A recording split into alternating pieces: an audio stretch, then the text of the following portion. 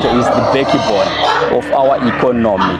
Not just in Zimbabwe, Africa at large. It's no one will come to save you. That's true. Not even. That's true. If you want to fly, Yes. you don't wait for wings.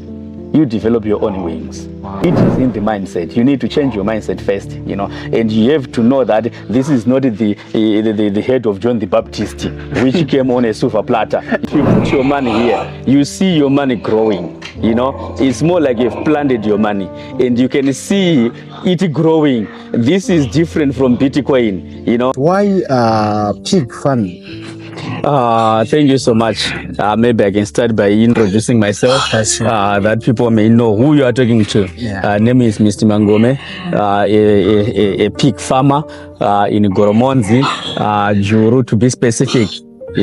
I chose this project because it is a project which can pay better on a return on investment. It's different from other projects. So if you put your money here, you see your money growing. It's more like you've planted your money, and you can see it growing. This is different from Bitcoin, where someone would determine the rate of it, but here you invest, you see it, and you get your returns.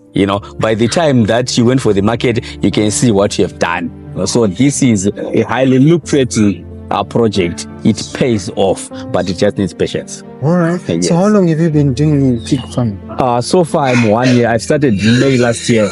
So I started on the 50th. My first pig here, I bought it on the 50th, and today is actually the 50th of May again. Wow. So that means it marks 1 year of my being into the piggery industry. When you say your first pig, do you mean you start with one pig? Yes, I started with one. Wow. I just bought one pregnant, guilty, that's what I started with. So I spent almost a month with that one, while least I was looking for other pregnant gilts, but I was just looking for the pregnant ones because I didn't want to start small. I wanted to start big. So Yes. I think it's very wise to start with a pregnant pig, because some of the people, they will be borrowing the males one to come for the. Yeah. I think it's very wise to start. You don't actually borrow. Yeah. You pay for the male. Oh, you pay? You pay for the male. Okay. And it is inconvenience of project, because imagine that I've got 2 males here, Yes. and someone will come and say, can I get your male? And I'm using those 2 males. I can say, my friend, mine are fully booked here. That means your pig can go on heat, and it can pass that heat without it being serviced. And it takes 21 days, after the first heat to the next second heat. Wow. So It goes on second hit. yeah, it goes on second heat. So after 21 days. So in those 21 days, that's when you come back again to borrow my mail. If it's in use again, I'll tell you no, it's in use. So you end up going far away places, looking for the mail.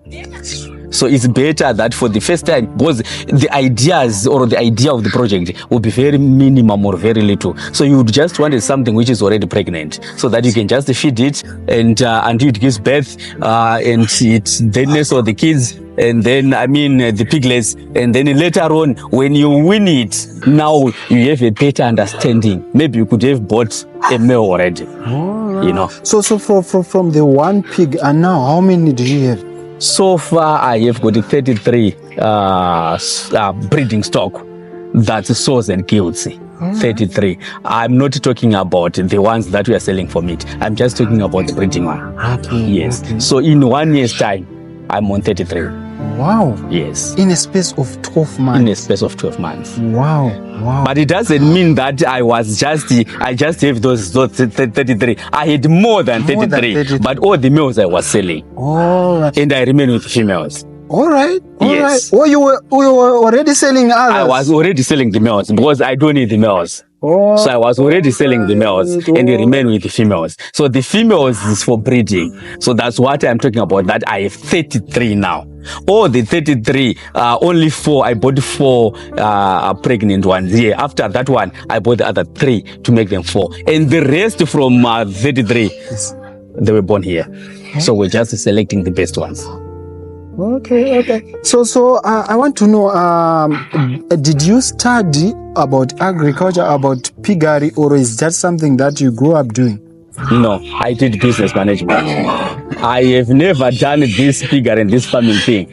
But the days that we are in now, you just need to be innovative, because the thing is, we have got talents that are hidden, that were hidden when we grew up, that we have never explored, because our parents were always telling us to read books, to become doctors, pilots, teachers, they have never encouraged us. Very few were going to agricultural colleges like Chibero, like Blackford, very few. Yes. So this was something which I can say I later developed at a later stage when I was already, Hey. And the other thing that bothers me is most of the people, they want to go in the offices, but while in Africa we have much land to invest on, because like our grandparents, some of them even in Mutoko, they have big lands. Mm-hmm. But going to school, you will find that someone is doing IT. Mm-hmm. And IT, if we specialize in Africa more, we are going like slowly, and compared to agriculture, mm-hmm. which is the youths are not going on that form. Mm-hmm. Do you employ the youths in your community, and what role are you focused on to the next generation? Okay, actually, I can say that Zimbabwe is agro-based. All the products that we use, they came from agriculture. Agriculture is the backbone of our economy, not just in Zimbabwe, Africa at large, it's agro-based. So now taking agriculture to a next step, it's just taking what was ours but which we were ignoring. Because we are agro-based. You can be in the office having a nice swivel chair, with aircon, with your secretary there, and your tea boy or your tea girl bringing you coffee every morning. That is not life. That is not life. It was a system which was designed by the whites, to take our minds away from the real production of farming, of feeding the country. So we were actually put in comfort, and we never thought that farming pays, but they were farming. Remember, the whites are the ones who had farms in most countries in Africa. They were the whites. But now that we are the new generation, we now understand the importance of farming, because we wanted to take that back to the office. Imagine how it feels now. We are coming from the project now, then we go back to our office, where we are producing meat products from pork coming from our own farm. How does that feel? Hey. And now you have got a swivel chair, you have got an aircon in your office. You are now feeding the country. Can you be proud about that? You'll be very proud, So this is now the way that we are talking about, and this is the way that we are going, to say, no, we are the youth. We need to contribute to national development and the growth at the same time. So I just thought, how can I contribute and make a positive impact to the society that I came from, So here I've got 5 employees here, and I took all the youth here casually, on casual jobs, because it's not just piggery. We were doing farming as well. So we're doing horticulture like tomatoes and cabbage. So we just took a lot of youth here. So we are creating opportunities and employment for other youth. Sometimes when you start to go up the road, you see some youth, whenever they saw me coming down here, they stay by the road, expecting that I'll say, guys, come, there is a part-time job there, So that's how it happens mostly, So we are making a positive impact, not just to the society, but to the economy at large. This is our small contribution to the economy, and this is what the youth are supposed to be doing. That's the game changer. Wow. So from the way you started, you said you started with 1 pig. Yes. To someone who's watching this video, maybe she's at home, maybe she's in diaspora or is in diaspora, what amount of money can you say you might start this business with? Any amount of money can start a project or a business. It's in your mind. Is the mindset and the mentality, to start a project. So if you don't have that mindset, you think it's very difficult to start a project. You might want to start a project, but you don't have $500 to buy a pregnant gift. We have got winners here, which can be sold for $65. So you can start with winners. So if you want to start with the 5 winners, 5 by 65, that's how much you need. And you just put your pigs there, maybe 1 for the meantime. So they start to be productive from 6 months to 7 months.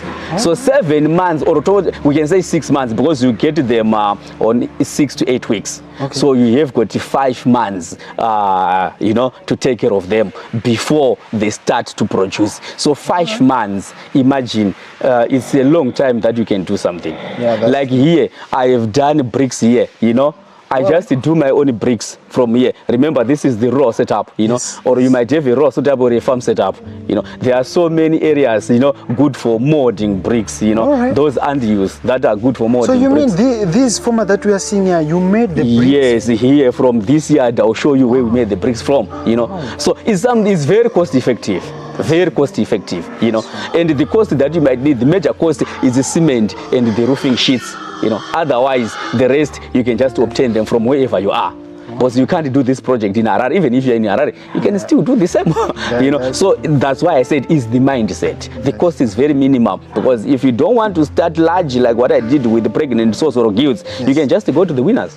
5 months of taking good care of them, then you start safe. Then that means it's cost effective. That's true. Yes, but if you want to start big, now you've got the resources. We sell the pregnant guilds here for $450 to $500. So if you say $500 and you want to start with 5, that's 2,500. 2,500 for someone in the diaspora can easily raise that money. Of course, money is not easily come by, but if you are determined, you can raise that money. And here we can offer support. Very soon, in the next 4 months to come, we are going to start taking tutorials free of charge, for everyone who come here to buy stock from here for breeding. We just offer tutorials. 1 week you bring your person here, 1 week here, while he is being trained and taught how to raise pigs if he doesn't have an idea already. So it's something free of charge, because you are buying from us, so we can support you. And we can also make some farm visits. If you've got a farm, you want us to visit your farm and to see how we are doing and to offer advice, we can still do that, free of charge, because you're a customer, because you want to grow together. That's true. Pertaining from the point that you say about the diaspora, I always ask people about what do you see or do you say about those people who are in diaspora, maybe which are doing a phone farming. What the advice would you give them as someone who have got some projects here? You might trust the relatives. It's good for you. If you've got a very trustworthy relative, it's very good for you, but you need someone who is very trustworthy, because diaspora distance might not stop you to do this project, but you need to have someone who is trustworthy, someone who can take care of your project. Honestly, because you might think that you are doing a project in Zimbabwe, at least you're in the UK, yet it's actually your relative who is doing that project, and the project is not even yours, but you are financing the project. When you came here, you'll be told the stories, that the pigs have died, there was a disease, an outbreak, etc., etc. Yet your relative is actually running a successful piggery enterprise somewhere. So what you need for those in the diaspora, is number 1, to have someone very trustworthy on the ground. Number 2, to have us non-relatives and non-friends, but business-minded people who can assist you, to springbound into your project. We can just offer us that responsibility, of saying, no, I just want to buy 5, for example, from you, but I need to do them in Macheke or in Murewa or maybe in wherever you want to do, in Kadoma or in Chekutu. We can visit your place and see your place, and we can set up everything. We can help you to set up everything. Then we deliver your stock. Then we start to help you managing the stock, while you're in the diaspora. That's much more easier, because being away doesn't stop you to do investment, because the diaspora life, it will come to an end one day. Yeah, that's true. And you still want to come back home. Yeah, Remember, home is the best. definitely. Yes. So for those in the diaspora, if they want to do the projects, find someone who is trustworthy or engage us, we can provide you with the expertise, to run your project when you are away. And remember, we don't have jealousy. You are our client, and we are doing a favor because you've done favor in buying stock from us, so we can assist you to grow. Wow. So from judging, from starting with one pig, did people believe in your dream? Like you said, you start with one pig. No. When you are dreaming, Yes. it is you actually who saw the vision. All right. Not the second person. Okay. And the second person might not even understand what exactly you are trying to build or what exactly you are trying to do. You are just selling them your vision and your dream, that I want to do this and that here. So people, when they pass by the road, they will be laughing that we have seen a lot of people doing these projects. At the end of the day, they are broke. Yeah, it won't even take him anyway. You get the point. But they don't know that the drive doesn't come from outside. It comes from within. It's from the heart, the love of the project, and your targeted goal. When you are doing these projects, these are not a year or a 6 months project things. It's a long time, a lifespan project where you can set your goal to the next 5 years, to say in the next 5 years, I want to be like this, Don't calculate your profit when you are doing the project, And the other thing that people lost very much when doing projects is to look for the market before they do the project, You don't need to look for the market before you do the project. Okay. What you need to do is to do the project and do it differently, and the market will look for you. All right. Because if you look for the market today, you come to me, you are looking for the market, for slaughtered pigs. Then I say I need them today. Yes. And they take 6 months to grow and to be ready for market. That's true. So in 6 months' time, someone is already delivered the meat to me, So that means by the time that you come in 6 months' time, I no longer need that meat. Or maybe, most importantly, I'm no longer available in that place. So you start the project first. All right. You seek excellency, and then success will follow you. Wow. That is the principle that you should employ on the project. Okay.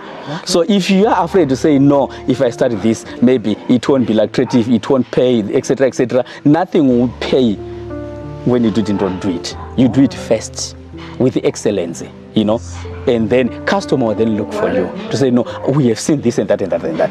Can you please provide us with this and that and that? How can you provide someone who don't offer the product or you don't have the service? That's true. So start the project first. That's the major thing to do. So was there any point of time that you say you wanted to give up on the project? Yes. There was a time that, remember feed, especially when we are fattening, they consume a lot of feed, So sometimes you start to think, especially now that it's month end, you need to pay salaries for the workers, and you still need feed, and things, they are not happening on the other side of the world, and you think, no, let me just give up this. But you just think, what motivates you to do the project? When you came here, you see the animals. There's no way that you are going to eat, at your house when these animals didn't eat. Yeah, that's true. They first eat so that you eat. The love for the animals say, no, I can't give up. It's too early for me to give up, So that passion from inside is what drives you. You say, of course, as a human being, you feel like, I had enough of this, I'm now tired, That's true.